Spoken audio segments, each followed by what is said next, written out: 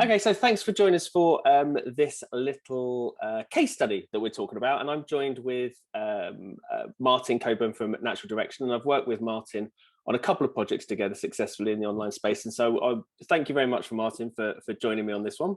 Absolute pleasure. Absolute pleasure. We're just going to briefly talk about, the projects that we've worked on, kind of how you felt about them, what situation you were in before. So, it could be particularly useful to people thinking about working on kind of these kind of funnels or these kind of campaigns, and kind of give an overview of, what the kind of things that we went through together, the kind of results we got, and the kind of benefits afterwards, and everything that's gone before. Okay. So first question I want to ask you is if you can cast your mind all the way back to that moment before we started working together. What were you facing at that time? What kind of challenges were you facing? What were you kind of looking to do? Was there a particular thing that you wanted to achieve, and you were kind of looking for a solution? If you can sort of give us a little bit of context on that. I can remember it very, very clearly because I rate myself as being a relatively good product designer and a good speaker. But when it comes to marketing, pretty poor. I'm not really, the ability to write things in a succinct, powerful way to capture people's attention is different to having an hour with somebody to try and make your point. So I was quite frustrated with how do I take all this information and condense it down in a world where people have got a huge attention deficit and I've got to grab their attention really quickly. So I was recommended to you by, as we know, Craig Ballantyne. So you came very highly recommended.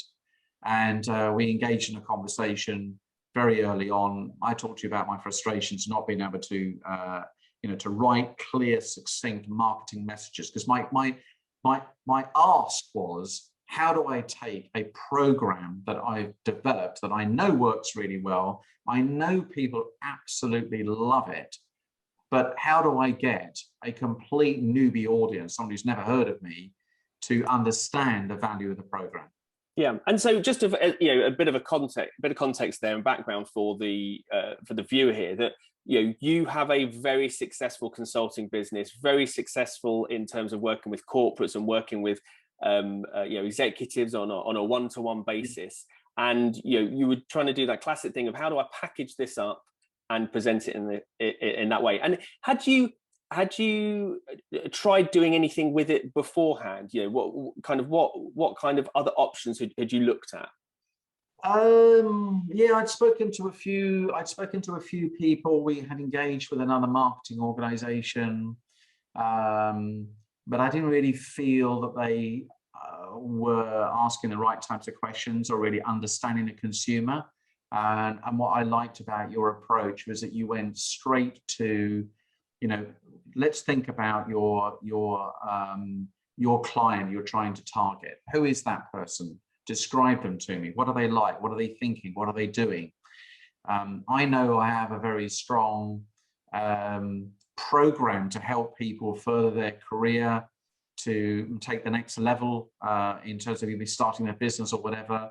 But I think in the world of personal development, you can get very, very lost if you're not very careful. It all sounds very vanilla and very much the same. I'm going to motivate you. I'm going to get you to believe yourself. And what you were able to do is to really sort of hone in on how can we take all of that noise and distill it down into something which is quite pithy.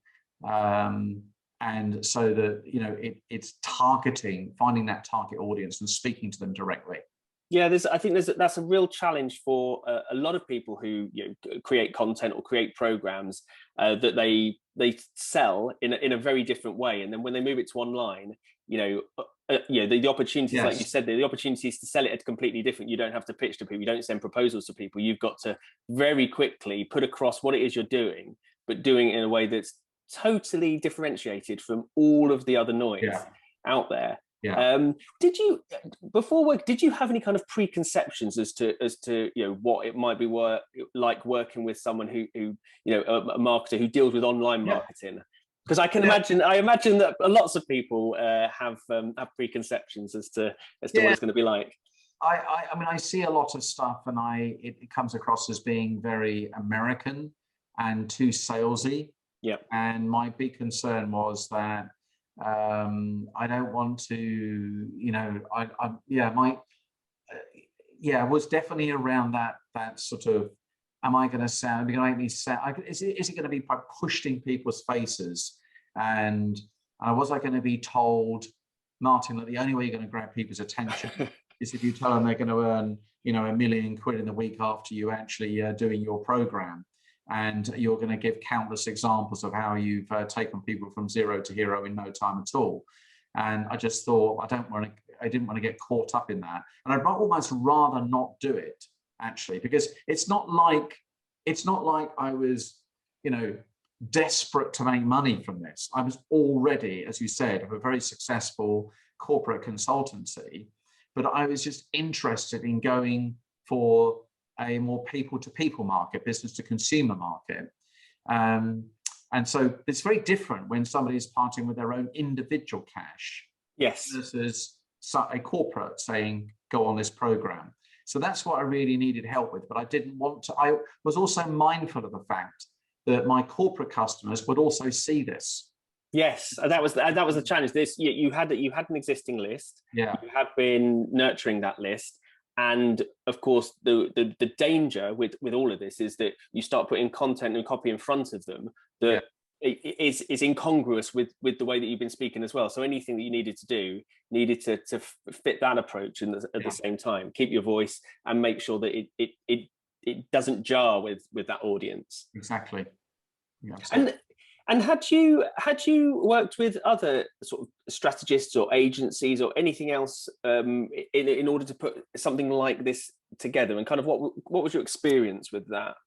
We tried one agency on some corporate stuff, which ended a bit of a disaster, to be honest. I just didn't really feel they understood our market.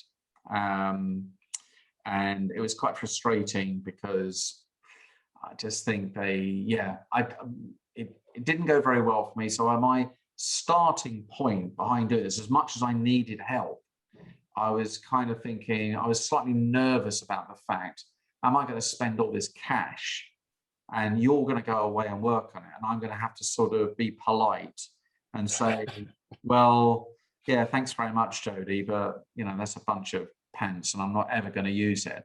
I mean, that's the real danger, isn't it? Creating something that you're just not comfortable using with your list. And I think that happens so often. Yeah. It was a big concern.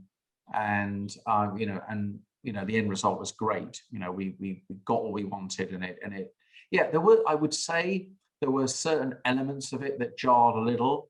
But I thought to myself, I had to put my trust in you. You know, this is a different market. It's a different approach. As you quite rightly said, I'm used to having conversations with clients, sending them proposals, going to see them, sitting in front of them. I don't have the benefit of being able to do this now. I've got to rely on words and the messages, the clarity of those messages to pull people in. So yeah, it's a different, very, very different thing. So I had to put my trust in you on those things. Okay, and then in terms of the particular challenges you had, then how did working with me help you meet those challenges? I think the structured approach. I think a structured methodology. Let me say that again. I think the structured methodology that you offered me, you know, a process. You explain the process. You explain how we build. You know, how one message builds on the other. Yeah. Not to be in too much of a hurry to get to the point. Create a sense of curiosity, a sense of anticipation. I think there is a tendency for content writers to feel they have to say everything all in the first go. Yeah. You know. Yeah. And that's a bit weak, or I'm not really saying enough there. You're missing part of the story out, Jody. You know, we've got to, and you've got to be patient. And I think that's what I really liked about it, is to sort of leaving a few crumbs, seeing if and not worrying about if they don't bite the first time. That's okay. You know, it's a trickle approach. So the structure and the methodology, I put my trust in, and yeah, I would say that was the big win for me. Because I think one of the good things about working with you is because this was the first time you'd launched the product, first time you'd launched it to that list, and correct. So it was we were kind of testing the offer at the same time as well, and we had no real idea of kind of the numbers. We didn't have any particular proof at the time. No testimonials, exactly. No, exactly. So and you were very happy, firstly, to place your trust in some of the things that I said, and absolutely run it exactly how it's supposed to be run, and also have that patience around it, saying that we'll do this in the right way to make sure that we get the results we want. Could you just talk about some of the results? We've done a couple of campaigns, and what kind of results did you get from both of those? My target for the first time was to enroll 12 people. That was my goal, to get 12 people to enroll to what was effectively an 8-week program, and we hit that target bang on. Perfect. That was the number of people we got. I was a little bit sort of, are we going to get there? But it's amazing how, and again, it comes back to patience and holding your nerve, how so many of those people make the decisions literally in the last week. Despite the fact we've been running this for 8 weeks, we've been inviting people to join and to enroll. A lot of the people, probably 30-40%, actually all came in the last week. And then we ran the program again.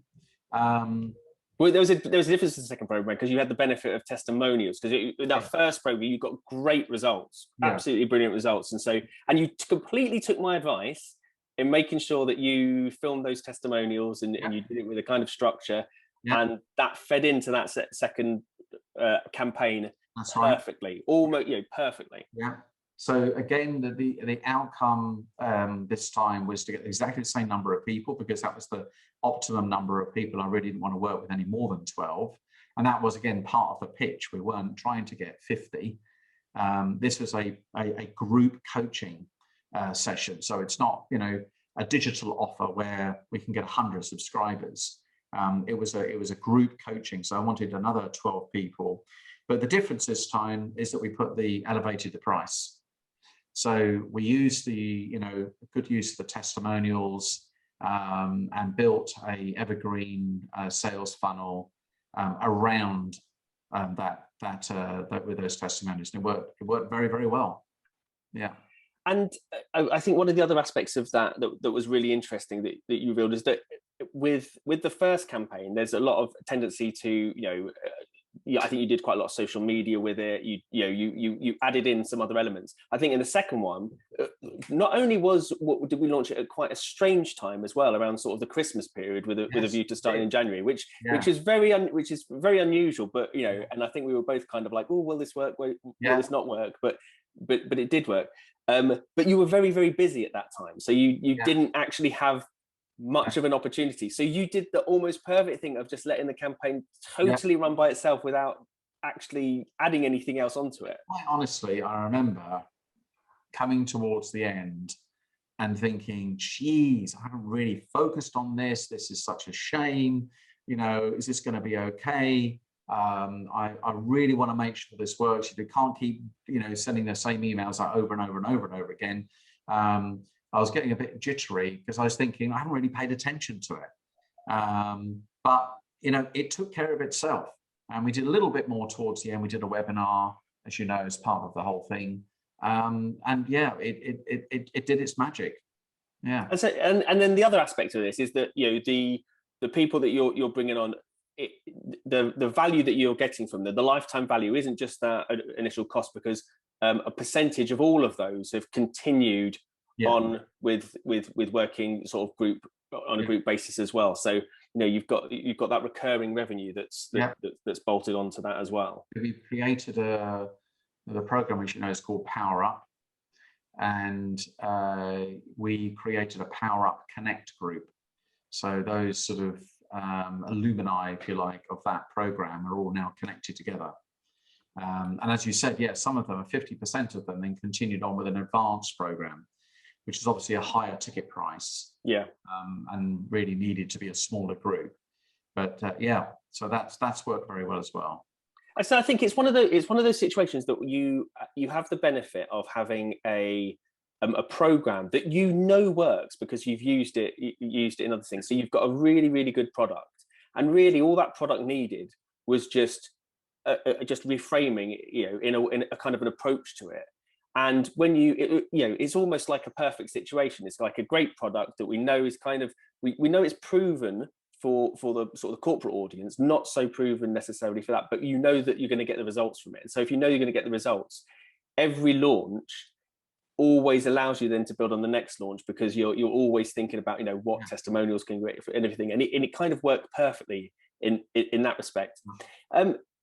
Last couple of questions. Firstly, like, what kind of benefits have you seen from us working together? Anything either directly as a result of that, or things that you've taken and used elsewhere within the organization?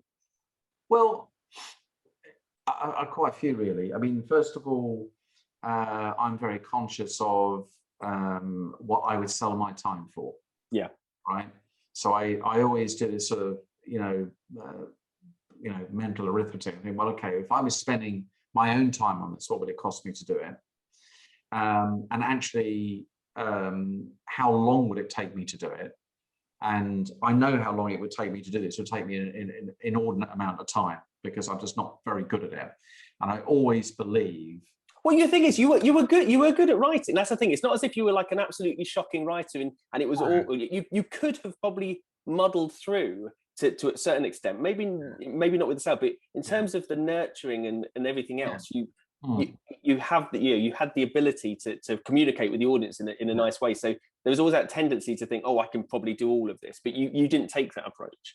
I didn't take that approach because I wanted the marketing expertise. How do you know what the secrets are, for goodness sake? Yeah. Do you know what time to send it out, what words work, what amount of phrases, when to close, just to, I'm a great believer. I mean, that's what I do. I sell information products myself. So I'm a natural investor in investing in someone else's knowledge. You take their experience and you accelerate your own success. So, and that's exactly what it did.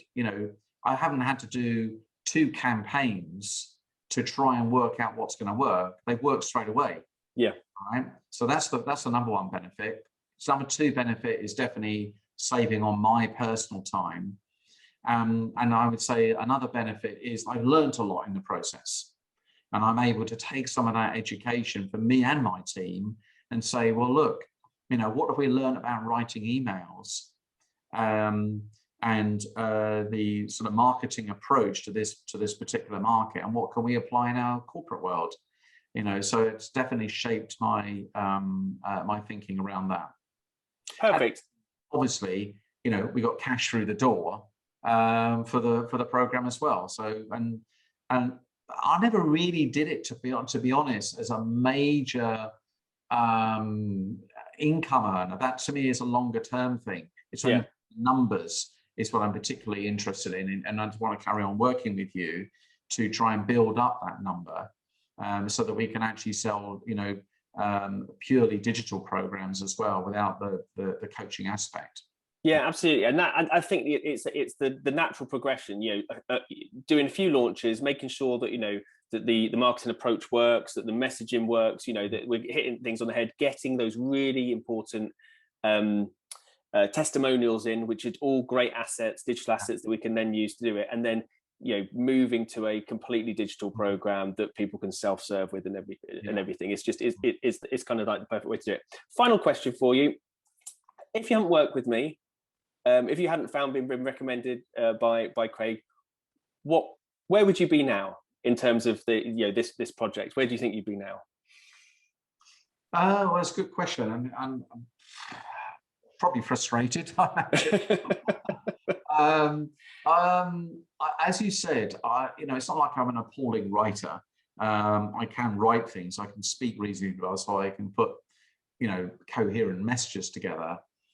But would I have achieved, would I have trusted myself to have got the result in terms of, you know, bringing that group together? And I feel fantastic about the fact that we've now taken 24 people through a program that has changed their lives. So, you know, and there is life changing. Like the headlines we've got on those are incredible. You can ask for anything more. Well, you and I have contributed to that because you've helped me help them. So yeah, I where would I be? I really absolutely wholeheartedly, and I'm not just saying this because you're doing this as a testimonial, I really, really mean this. I really don't feel we would have come as far and we would have got the results we'd got. So I am personally very happy with the investment I made in you. You know, when I first heard the sum, I thought, that's quite a lot. For the amount of return I'm going to get, it was disproportionate in the short term. But I made a decision that in the long term, I would get, and that's what I invested in. Yeah. And so, yeah, and it turned out to be the right choice. So I'm very happy. Perfect.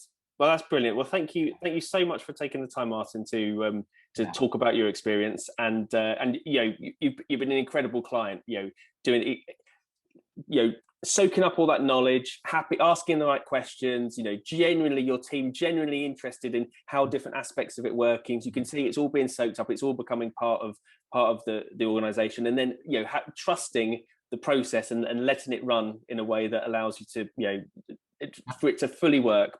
You know, that's the exact right approach. Perfect client approach to making it work. So thank you for that. Oh, absolute pleasure, and I'm delighted to be put in the bracket of being a perfect client. So thank you very much. No, I've really enjoyed it, and I look forward to you know, continued success in working with you. Brilliant. Thank you, Martin. All right. Thank you.